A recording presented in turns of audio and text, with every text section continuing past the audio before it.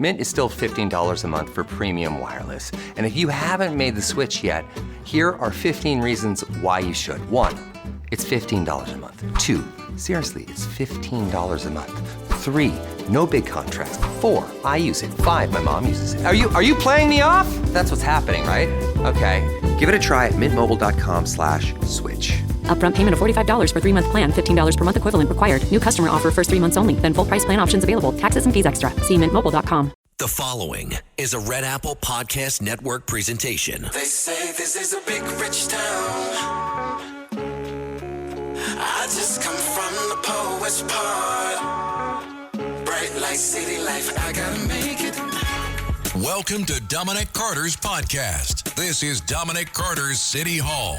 Now, here's Dominic Carter. Red Apple Podcast Talk Radio 77 WABC. You can join me, Dominic Carter, live weekdays at 3 to 4 p.m. Eastern, and again live weeknights midnight to 1 a.m. Plus, don't miss the Sunday night edition from 11 p.m. until 1 a.m. After the Charlie Kirk assassination, political division, and what comes next. This is my podcast. Let's go. Most mercy and God's love have been revealed to me these past 10 days.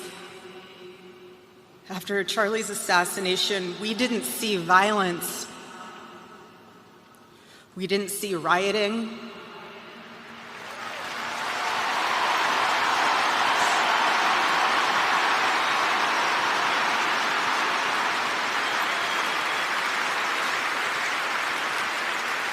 We didn't see revolution. Instead, we saw what my husband always prayed he would see in this country. We saw revival.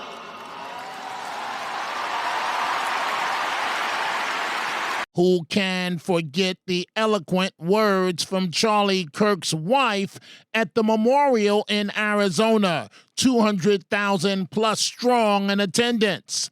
Following Charlie Kirk's death, no violence, no riots, the exact opposite of the George Floyd case. Just a lot of sadness, mourning, and petty attacks on Charlie Kirk, a life well lived. It's still hard to comprehend the sheer madness that took the life of a 31-year-old young man who had nothing but life in front of him. Many mentioning that one day he could have been the president of the United States himself. His wife doing something very few could honestly ever do, forgiving the man that took her husband, leaving her to raise his young son and daughter. He wanted to save young men, just like the one who took his life.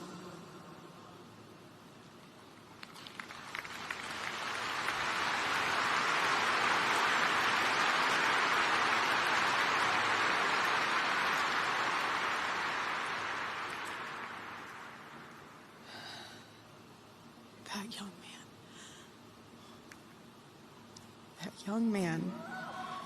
On the cross, our Savior said,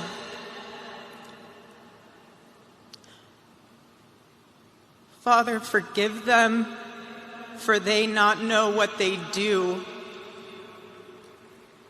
That man, that young man,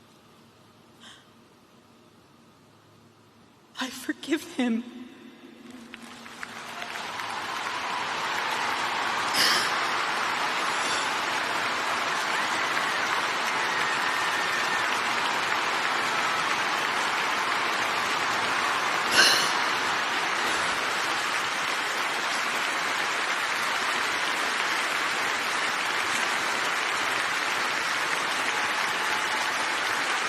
Charlie Kirk is gone, but his voice is not silenced. It lives in the millions of young people he inspired, in the conservative movement he helped strengthen, and in every one of us who refuses to bow to fear. His assassination has exposed literally a raw nerve of just how bad things are in America when it comes to the political divide. We are fractured with no sign of things getting better. It's so sad. Earlier this year, Charlie Kirk himself predicted if the temperature wasn't turned down, someone was going to die. My fear, Senator, and I hope I'm wrong, and let's stay in prayer that I'm wrong, that someone is going to get shot the same way that Steve Scalise got shot, and God forbid, killed. The left is creating a pressure cooker with so many of their rank and file paramilitary troops that very well might result in one of us getting shot or killed. God forbid that happens. We're getting death threats every single day here on the Charlie Kirk Show. And listen to the love between Charlie Kirk and his wife as Erica Kirk appeared on his podcast. My wife joins us, Erica Kirk, Hi, the beautiful, everyone. legendary Erica. I love you so much. I love you. You're my best friend. Welcome to the Charlie Kirk Show. We have asked the audience for questions. You pick one. Who is more conservative and why? Erica, Yes. by far. Not even close. I am a moderate compared to Erica. Andrew always jokes that once you got married to me, you got more based. That's true. That is true. No, Erica is very conservative. Do you So. think having kids made you more conservative? 100%. Which I didn't think was possible. But 100%. Absolutely. And do you And think a better wife. A young conservative voice, a man who built a movement inspiring millions of students across the country is gone. Taken not by a debate, not by an election, but by violence. This should shake every one of us, Republican, Democrat, Independent, because when political violence becomes normalized, democracy itself is at risk. President Trump at the memorial, where at one point he hugged the sobbing Erica Kirk. And I found it fascinating. While she forgives the man who took her husband, with all the nonsense President Trump himself has had to go through, he does not feel the same way about his rivals. His opponents, he wanted the best for them. That's where I disagreed with Charlie. I hate my opponent, and I don't want the best for them. I'm sorry. I am sorry, Erica. But now Erica can talk to me and the whole group, and maybe they can convince me that that's not right, but I can't stand my opponent. Charlie's angry. Looking down, he's angry at me now. He wasn't interested in demonizing anyone. He was interested in persuading everyone to the ideas and principles. And the president had this to say about Charlie Kirk. Well, I want to thank Lee. You've been there from the beginning with us, Lee, and we appreciate it. Nobody can sing that song like Lee Greenwood. Thank you very much, Lee, very much for being here. And his voice has not changed, you know? Pretty amazing. And a special thank you to Erica, because today, America is a nation in grief, a nation in shock, and a nation in mourning. Less than 2 weeks ago, our country was robbed of one of the brightest lights of our times, a giant of his generation, and above all, a devoted husband, father, son, Christian, and patriot. Charles James Kirk was heinously murdered by a radicalized, cold-blooded monster for speaking the truth that was in his heart. He was violently killed because he spoke for freedom and justice, for God and country, for reason and for common sense. He was assassinated because he lived bravely, he led boldly, and he argued brilliantly without apology. He did what was right for our nation. And so on that terrible day, September 10th, 2025, our greatest evangelist for for American liberty became immortal. He's a martyr now for American freedom. I know I speak for everyone here today when I say that none of us will ever forget Charlie Kirk, and neither now will history.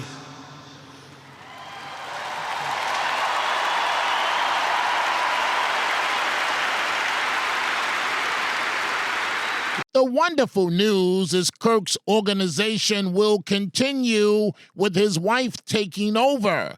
Vice President J.D. Vance, in a powerful symbolic move, did Charlie Kirk's podcast from the White House, sitting in Charlie Kirk's chair. Where were you when you heard Charlie was shot? So I was in my office in the West Wing. The Vice President actually has a couple of offices. There's the Executive Office Building office and the West Wing office. I was in the West Wing, and I just finished a meeting with somebody, I'm not even sure who, and I looked at my phone, and there were a bunch of group chats, frankly, a lot of them that Charlie was in, where they said, "Charlie, praying for your brother, hope you're doing okay." And then I opened up my door, and somebody said, "Charlie's been shot." And it kind of hit me like, oh my God, this is very real. This is very serious. And, you know, what happened over the next hour or so, I'm guessing, is, you know, we knew Charlie, it's called your body guy, your special assistant, the person who's always with you. And I had a very dear friend in the West Wing who knew Charlie's body guy. And so his name's Mikey, and he called Mike and said, hey, like, what's going on? And what was really, I mean, obviously, you know, the news was discombobulated. No one knew what was actually happening. It was a very chaotic moment, but there was a brief period where we were getting good reports from the hospital. And I don't know how plugged in you were to that. I heard those and too. So, I saw the initial video. I've only seen it that one time. I refuse to watch it again. I don't want to see that happen to my friend ever again. But I initially thought, terrible, terrible news. And then I started to feel kind of hopeful. And then, of course, we got the news from Mike that Charlie had passed, probably about an hour before the rest of the world found out. And I was the person who walked into the Oval Office and said, Mr. President, I'm sorry, but Charlie passed. And that was a very, very tough moment. You know, Susie Wiles, the White House Chief of Staff, was in tears, and she doesn't show emotion. You know, she is even keel the whole way, and she was in tears, and I just gave Susie a hug. And I think all of us kind of lost it, and it felt like, you know, we were all mourning our friend before any of the politics or the thought about, you know, what a titan he was and how influential he was to the movement. How do we possibly replace him? We were all just sad because our friend had died. And we supported each other in that moment, as you do with your friends. But man, it was a bad, bad day. When you told the president Charlie was dead, how did he take it? You know, the president is very stoic, but he was clearly upset. He just kind of went quiet and let it absorb a little bit, and then just shook his head and said, man, he was a good guy, and we really loved him. And that's exactly right. That was a good thing to say.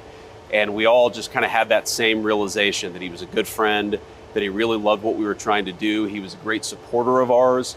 And it was a great honor to have him both as a friend and as a supporter. And frankly, I mean, Jesse, I would not be the Vice President of the United States were it not for Charlie Kirk. I don't want to spend much time on the alleged shooter except to bring you part of the news conference officials had and the texts between the reported shooter and the transgender person he was in a relationship with.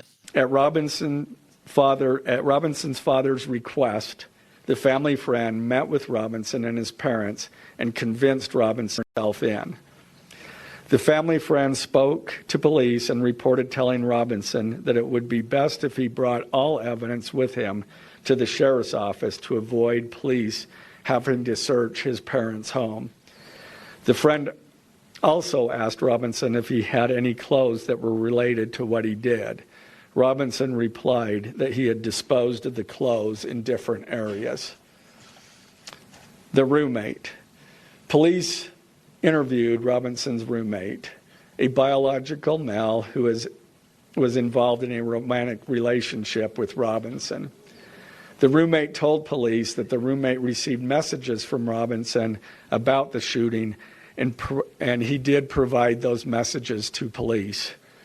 On September 10th, 2025, the roommate received a text message from Robinson which said, Drop what you're doing. Look under my keyboard.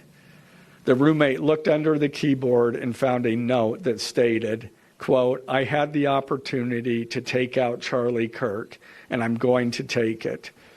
Police found a photograph of this note. The following text exchange, then took place. After reading the note, the roommate responded, what? You're joking, right? Robinson, I am still okay, my love, but am stuck in Orem for a little while longer yet. Shouldn't be long until I can come home, but I gotta grab my rifle still. To be honest, I had hoped to keep this secret till I died of old age. I am sorry to involve you. Roommate, you weren't the one who did it, right? Robinson, I am. I'm sorry.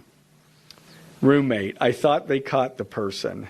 Robinson, no, they grabbed some crazy old dude, then interrogated someone in similar clothing.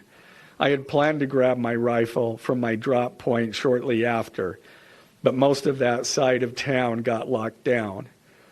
It's quiet, almost enough to get out, but there's one vehicle lingering. Roommate, why? Robinson, why did I do it? Roommate, yeah. Robinson, I had enough of his hatred. Some hate can't be negotiated out. If I am able to grab my rifle unseen, I will have left no evidence. Going to attempt to retrieve it again. Hopefully they have moved on. I haven't seen anything about them finding it. Roommate, how long have you been planning this?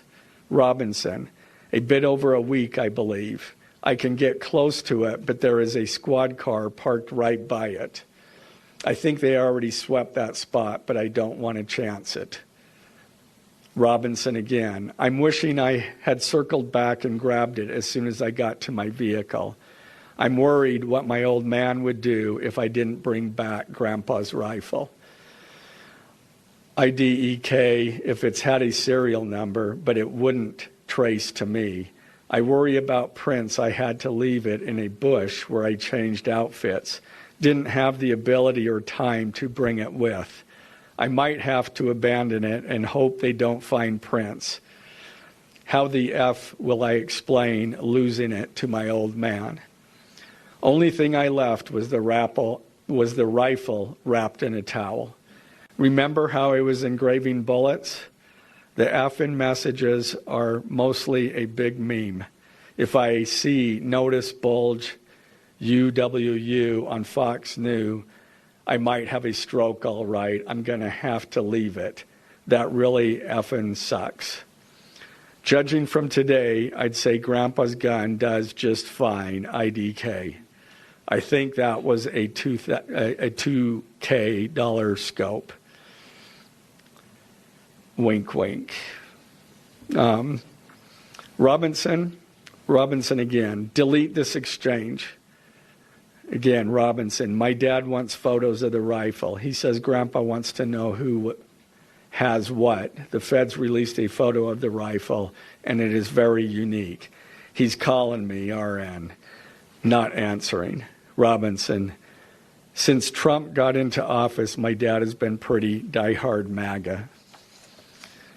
Robinson, I'm going to turn myself in willingly. One of my neighbors here is a deputy for the sheriff.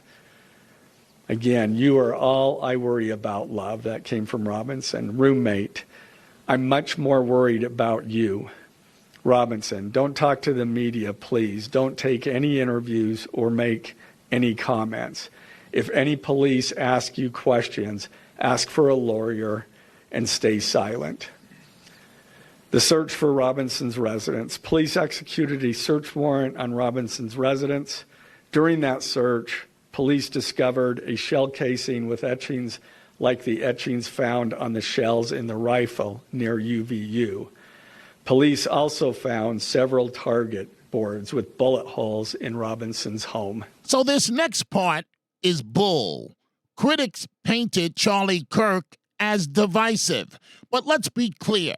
Speaking truth to power and a hostile culture will always be called divisive, and people just don't want to hear the truth. We've seen some on the left actually cheering Charlie Kirk's death. Let that sink in. The cruelty, the hatred, it's disgusting. Listen to this quote-unquote pastor in Washington, D.C. And I do not celebrate the killing of anyone. Charlie Kirk did not deserve to be assassinated. But I'm overwhelmed seeing the flags of the United States of America at half-staff calling this nation to honor and venerate a man who was an unapologetic racist and spent all of his life sowing seeds of division and hate into this land.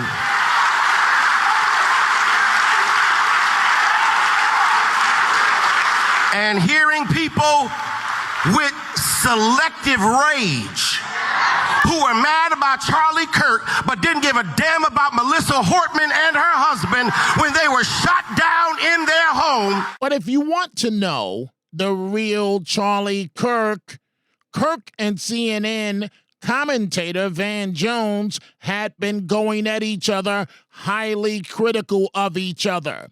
An emotional Van Jones on CNN did not see a DM message Charlie Kirk had sent him until the day after Kirk was assassinated. The story begins when a Ukrainian woman was fatally stabbed last month in North Carolina. The suspect is a black man, and Charlie Kirk and Van got into a public sparring match online. Kirk claimed the murder happened because she was white. Van denounced that as completely unfounded. Kirk then sent out what Van calls a fire hose of tweets challenging his argument, which Van says sparked death threats against him. In the midst of all of this, Kirk reached out to Van in a direct message on X. Hey Van, I mean it. I'd love to have you on my show to have a respectful conversation about crime and race. I would be a gentleman, as I know you would be as well. We can disagree about the issues agreeably. Now, that message was sent on September 9th. Van says he did not see it until the very next day after Kirk was murdered. Van Jones just wrote a piece about this for CNN.com and is here tonight. I mean, this is extraordinary. So this was received the day before he was killed. Yeah. Look, I mean, we were beefing. We were going at it online, on air. And then after he died, after he was murdered, my team called and said, Van, he was trying to reach you, man. What? And what was he doing? Dialogue. Let's be gentlemen together. He says, let's disagree agreeably. So I'm sitting on this and I'm watching the whole country talk about civil war, censorship, justifying murder about this guy. This guy is reaching out to his mortal enemy saying, we need to be gentlemen, sit down together and disagree agreeably. And the next day he's killed. And I've sat on it long enough, and I just said, you know what? We're going to Memorial Weekend for this man. We disagree. Everybody knows we were not friends, okay, at all.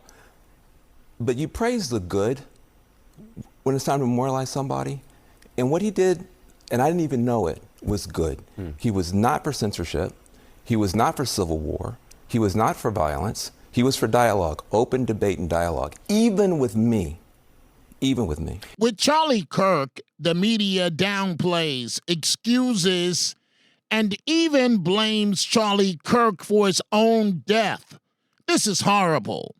Jimmy Kimmel, who is not funny, blew up his own career, taking cheap shots, now suspended indefinitely by ABC. He had some new lows over the weekend with the MAGA gang desperately trying to characterize this kid who murdered Charlie Kirk as any one of them and doing everything they can to score political points from it. In between the finger pointing, there was grieving. On Friday, the White House flew the flags at half-staff, which got some criticism. But on a human level, you can see how hard the president is taking this. My condolences on the loss of your friend Charlie Kirk. May I ask, sir, personally, how are you holding up over the last day and a half, sir? I think very good. And by the way, right there, you see all the trucks? They just started construction of the new ballroom for the White House, which is something they've been trying to get, as you know, for about 150 years. And it's going to be a beauty. Yes. He's at the fourth stage of grief, construction. Demolition, construction. This is not how an adult grieves the murder of someone he called a friend. This is how a 4-year-old mourns a goldfish. Well, Jimmy Kimmel was fired because he had bad ratings more than anything else, and he said a horrible thing about a great gentleman known as Charlie Kirk. And Jimmy Kimmel is not a talented person. He had very bad ratings, and they should have fired him a long time ago. Meanwhile, another speaker at the memorial, Secretary of State Marco Rubio. About maybe 10 or 12 years ago, a person I knew very well, had been very helpful to me in my campaigns when I was in the Senate, came to me and said she had met this very impressive young man, and he was going to start this group to go on college campuses and try to convince young Americans that ours is the greatest country in the history of the world and that Marxism was bad. And I remember thinking back then, I'm going to admit to you guys, I was a little skeptical. I said, college campuses, you're going to do that? Why don't you start somewhere easier, like, for example, communist Cuba, you know? But my skepticism was proven wrong. In place after place over the last 12, 14, 16 years, we've seen this renaissance. Understand where we were at that time in our history. Understand where we are still today in many places, where young Americans are actively told that everything that they were taught, that all the foundations that made our society and our civilization so grand, they were all wrong, they were all evil, that marriage is oppressive, that children are a burden, that America is a source of evil, not of good in the world. And here was this voice that inspired a movement in which young Americans were told that is not true. The highest calling we are called to is to be in a successful marriage and to raise productive children.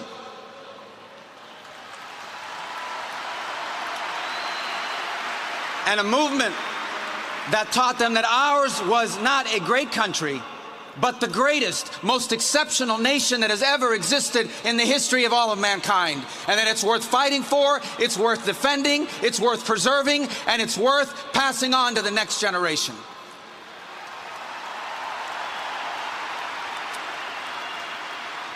This was the mission and the work of Charlie Kirk. And a couple things that stand out about him. He led this movement, but he did so with incredible knowledge. It's unbelievable how much he knew. He came to me very recently. He said some quote. I said, who said that? He said, Marcus Aurelius. I said, what district does he represent?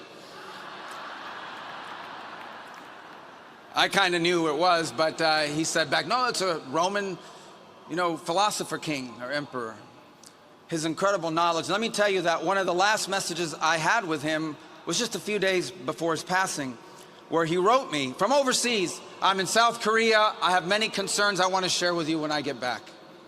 He was constantly expanding his horizons, but he just didn't have knowledge. He had wisdom, an uncanny amount of wisdom for a man as young as he was. Wisdom that sometimes it takes a lifetime to accumulate. He had it in just 31 years. And White House Deputy Chief of Policy, Stephen Miller. The day that Charlie died, the angels wept, but those tears have been turned into fire in our hearts. And that fire burns with a righteous fury that our enemies cannot comprehend or understand. When I see Erica and her strength and her courage, I'm reminded of a famous expression. The storm whispers to the warrior that you cannot withstand my strength. And the warrior whispers back, I am the storm. Erica is the storm. We are the storm. And our enemies cannot comprehend our strength, our determination, our resolve, our passion. Our lineage and our legacy hails back to Athens, to Rome, to Philadelphia, to Monticello. Our ancestors built the cities. They produced the art and architecture. They built the industry. Erica stands on the shoulders of thousands of years of warriors, of women who raised up families, raised up city, raised up industry, raised up civilization, who pulled us out of the caves and the darkness into the light. The light will defeat the dark. We will prevail over the forces of wickedness and evil. They cannot imagine what they have awakened. Language. Language has consequences. This didn't just come out of nowhere. For years, the left has demonized Republicans and conservatives as Nazis, fascists, and threats to democracy. Folks, it's time to look in the mirror, all of us at our own behavior. We honor Charlie Kirk's legacy by doubling down on the fight for free speech, for law and order, and for fairness in public life. This shrimp and coconut sauce is divine. What's your secret? Goya coconut milk. How does it taste so good? It's all in that real coconut flavor and that rich, creamy texture. What about thickeners and added sugars? None. Just smooth, coconutty goodness. What can I make with it? From curries to sweet treats like coconut flan, the possibilities are endless. Goya coconut milk. Take your cooking to the next level. No question about it. Find it in the Goya section of your local grocery store. If it's Goya, it has to be good. Violence is not the answer ever. Pray for Charlie Kirk's family, his wife, his children, his supporters, and the movement he built. Protect the principle that in America we debate, we vote, we do not kill. And that is all the time we have for this edition. Remember, stay strong, stay engaged, and never forget our best days are still ahead if we fight for them the right way. Catch me, Dominic Carter, live weekdays, 3 to 4 p.m. Eastern, and again live weeknights, midnight to 1 a.m. Plus, don't miss the Sunday night edition from 11 p.m. until 1 a.m. Red Apple Podcast Talk Radio 77, WABC. I gotta make it. Dominic Carter Socials on Twitter at Dominic TV and Facebook and Instagram. Dominic Carter TV. Email at dominic.carter@wabcradio.com. Until the next episode, be well. And as Dominic always says, stay positive. The glass is always half full, never half empty. Dominic Carter City Hall.